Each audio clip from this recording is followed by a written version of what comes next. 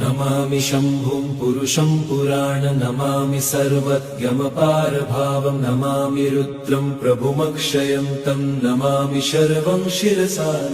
नमामि देवं परमव्ययम् उमापतिं लोकगुरुं नमामि दारिद्र्यविदारणं तं नमामि रोगापहरणं नमामि कल्याणमचिन्त्यरूपं नमामि विश्वोत्थबीजरूपं नमामि विश्वस्थितिकारणं तं नमामि संहारकरं नमामि गौरीप्रियमव्ययं तं नमामि नित्यं क्षरमक्षरं तं नमामि चिद्रूपममेयभावं त्रिलोचनं तं शिरसा नमामि कारुण्यकरं भवस्य भयङ्करं वापि सदा नमामि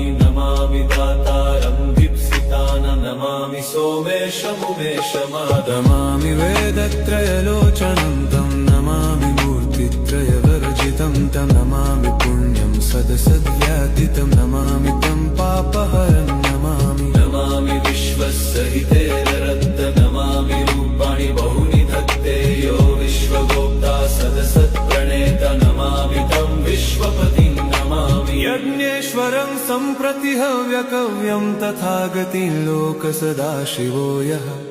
आराधितो यश्च ददा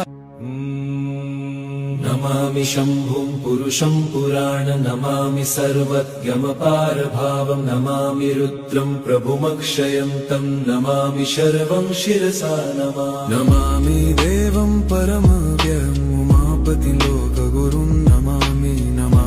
दारिद्र्यविदारणं तं नमामि रोगापहरणं नमामि कल्याणमचिन्त्यरूपं नमामि विश्वोत्थबीजरूपं नमामि विश्वस्थितिकारणं तं नमामि संहारकरं नमामि गौरीप्रियमव्ययं तं नमामि नित्यं क्षरमक्षरं तं नमामि चिद्रूपममेयभावं त्रिलोचनं तं शिरसा नमामि कारुण्यकरं भवस्य भयङ्करं वापि सदा नमामि